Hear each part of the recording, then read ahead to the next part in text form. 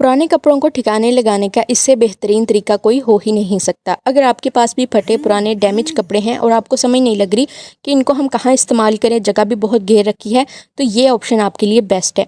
यहाँ पे मैंने एक पुरानी कमीज़ का इस्तेमाल किया है जो कि मर्दाना है। इसका दामन वाला एरिया काफ़ी खुला घेर है। राउंड शेप में बनाने के लिए मैंने एक बड़े साइज़ के देचके का ढक्कन लिया है। आप कुछ भी ले सकते हैं, कोई मूड़ा भी ले सकते हैं, कोई बाल्टी या बड़े साइज़ की बास्केट आपके पास गोल हो तो आप उसका भी इस्तेमाल कर सकते हैं।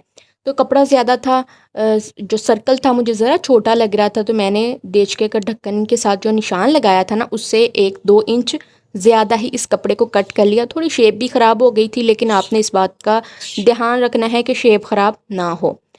हम बना रहे हैं फ्लोर सोफ़ा कुशन।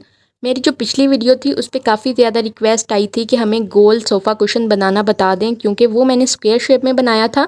उस पर मुझे बहुत ज़्यादा रिक्वेस्ट आई थी कि गोल वाला भी बता दें। तो मैंने जो मुझे सबसे आसान तरीका लगा था ना, तो मैंने वही आपके साथ शेयर किया। इसके 2-3 और भी तरीके हैं, अगर आप लोग कहेंगे तो मैं वो भी शेयर कर दूँगी आपके साथ।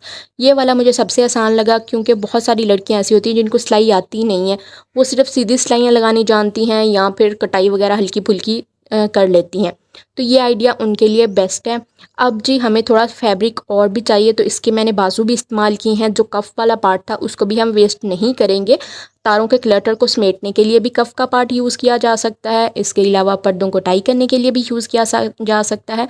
मतलब DIY की यही खूबसूरती है कि आप चीज़ों को वेस्ट ना करें, जहाँ इस्तेमाल हो सकती हैं वहाँ इनका इस्तेमाल कर लें। अब यहाँ पर जी हमने पिनों के साथ इसको सेट कर लेना है। मैंने जो हमने बाजुओं में से कपड़ा निकाला था, बिल्कुल सीधी सीधी सी पट्टियाँ, उनको भी जोड़ लिया है ताकि ये हमारे काम आ सकें। तो मैंने यहाँ पे पिन्ने लगा के इनको सेट कर लिया है और इसके बाद इसके ऊपर आपने जस्ट सिलाई लगा देनी है।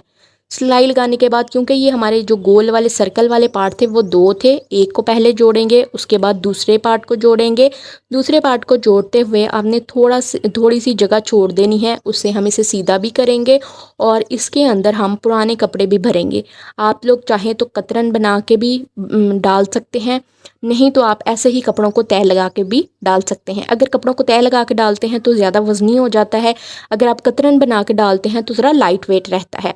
मैंने जो स्क्वायर शेप में बनाना बताया था आपको, उसमें मैंने कतरन बनाई थी कपड़ों की। तो आप कतरन भी बना सकते हैं। कतरन बनाते हुए अपने हाथों पे कोई ऊन का ग्लव्स लाजमी पहन लिया करें, क्योंकि मैंने जब बनाई थी तो मेरे हाथ में छाले पड़ गए थे।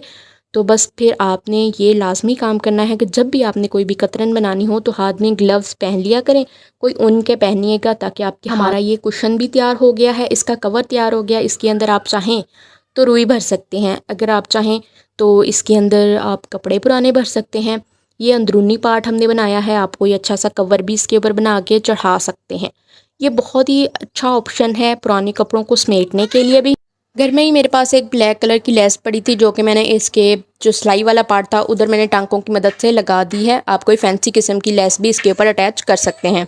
तो ये हमारा DIY फ्लोर सोफ़ा कुशन तैयार हो गया है। इसको आप कहीं भी रखें, TV रूम में रखें, नीचे कहीं भी रखते हैं, बच्चे इसको बहुत मज़े से यूज़ करते हैं, बड़े भी यूज़ कर सकते हैं।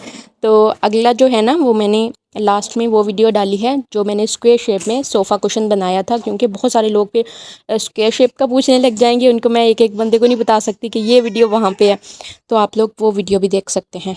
बना रहे हैं वॉशेबल वाटरप्रूफ लॉन्ड्री बास्केट।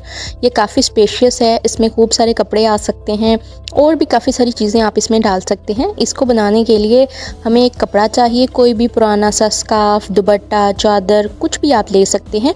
इसके अलावा आटे का थैला यानी बोरी, चावल की बोरी भी हो सकती है, आटे वाली बोरी भी हो सकती है, कुछ भी आपको अवेलेबल हो। एक छोटे साइज़ की बोरी लेके मैंने नीचे की बेस कट की है, जिसके लिए मैंने एक प्लेट का नाप लिया है और इस तरह के 2 पीसेस मैंने कपड़े के ले लिए, 2 पीसेस मैंने वो बोरी के ले लिए।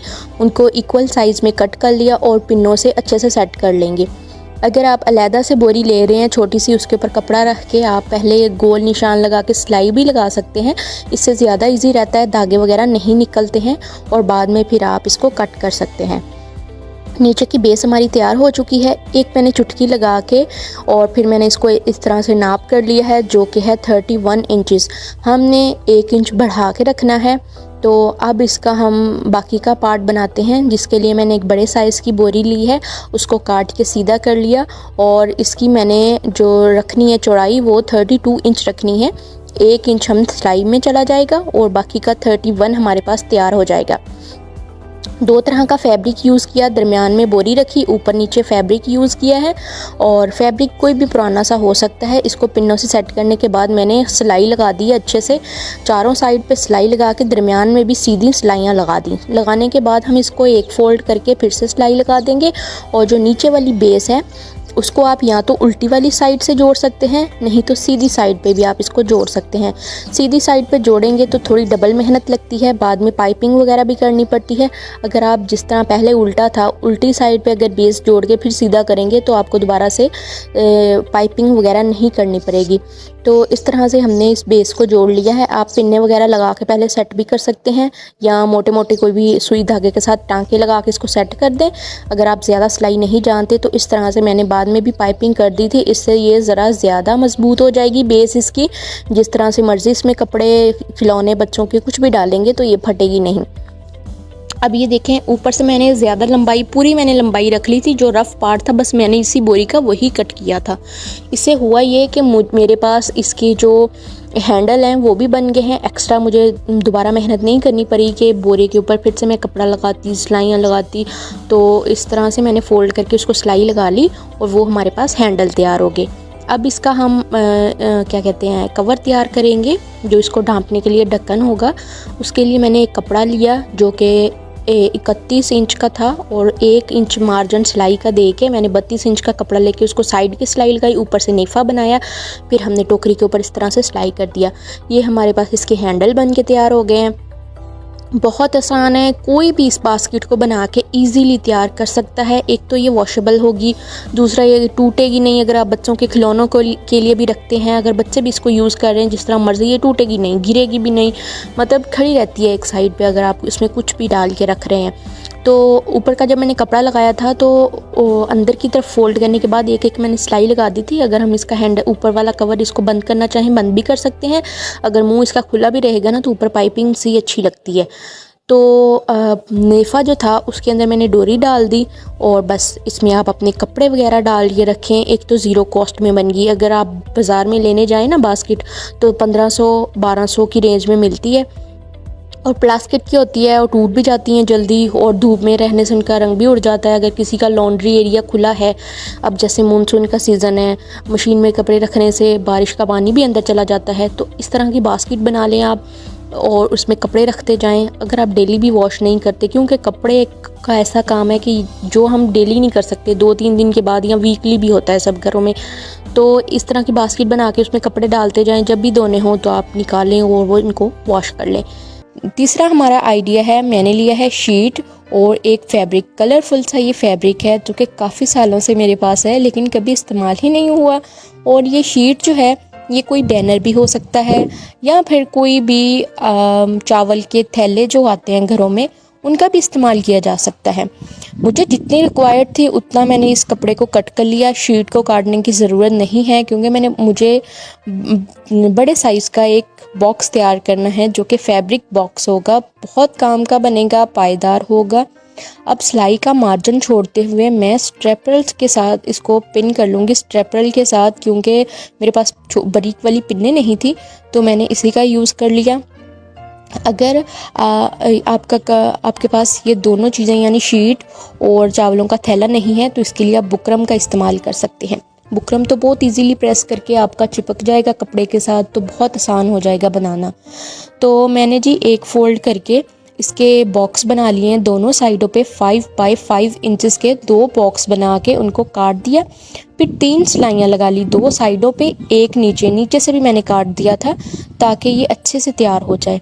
अब जो हमने बॉक्स तैयार किए थे उनको बिल्कुल सीधा कर लेना है। सीधा करने के बाद किसी भी पिन के साथ इसको स्टिक कर लें। फिर से मैं इसको स्ट्रेपल पिन के साथ ही मतलब एक जगह पे रखूँगी ताकि ये स्लिप ना हो, क्योंकि जो मैं कपड़ा यूज़ कर रही हूँ ना वो रेशमी टाइप सा है और शीट भी सिल्की सी है, तो काम परफेक्ट होना चाहिए। जो भी काम हो अच्छे से हो, तसल्ली से हो, टाइम ज़्यादा लग जाए लेकिन चीज़ अच्छी बन जाए, देखने वाला भी कहे कि वाह क्या बात है। तो बस ये इस बॉक्स को हम सीधा कर लेंगे। ये एज आ स्टोरेज बॉक्स हमारे पास बन गया है। जिसमें बच्चों के टॉयज़ डाले जा सकते हैं, जिसके फटने का भी कोई खदशा नहीं है। और इसमें आप बच्चों के कपड़े भी 2-4 इस तरह के बॉक्स बना लें, उसको अलमारी में रखें और बच्चों के अलग-अलग से कपड़े आप डाल के रख सकते हैं। कम स्पेस में ज़्यादा चीज़ें ऑर्गेनाइज़ हो जाती हैं। किराए वाले घरों में, रेंटेड जो घर होते हैं उनमें स्पेस कम होती है, बच्चों के कपड़े रखने का बहुत इशू होता है, चीज़ें रखने का बहुत इशू होता है। तो इस तरह के स्टोरेज बॉक्स ज़ीरो कॉस्ट में जो हम फैब्रिक ज़ाया कर रहे होते हैं वो यूज़ करते हुए हम बहुत अच्छे अच्छे बॉक्स बना सकते हैं। अंदर मैंने कार्डबोर्ड का पीस इसी कपड़े के साथ कवर करके रख दिया है। अब मैं तो इसको कपड़ों के लिए एक यूज़ कर रही हूँ इस बॉक्स को। तो ये जो साइडें हैं ना गिर रही हैं, मतलब ढिलक रही हैं, तो यहाँ साइडों पे भी ना मैं 2 कार्डबोर्ड के पीस लगा दूंगी, जिससे ये मज़बूत हो जाएगा, पड़ा हुआ भी खूबसूरत लगेगा। और ये मैंने इसमें तकरीबन 10 से 12 सूट डाले हैं और अभी भी इसमें स्पेस है। थोड़ा प्रेस करेंगे, इस्त्री कर करके अगर रखें तो बड़े इजीली आप इसमें ज़्यादा सारे कपड़े रख सकते हैं। ये अच्छी खासी स्पेस मतलब है इसमें।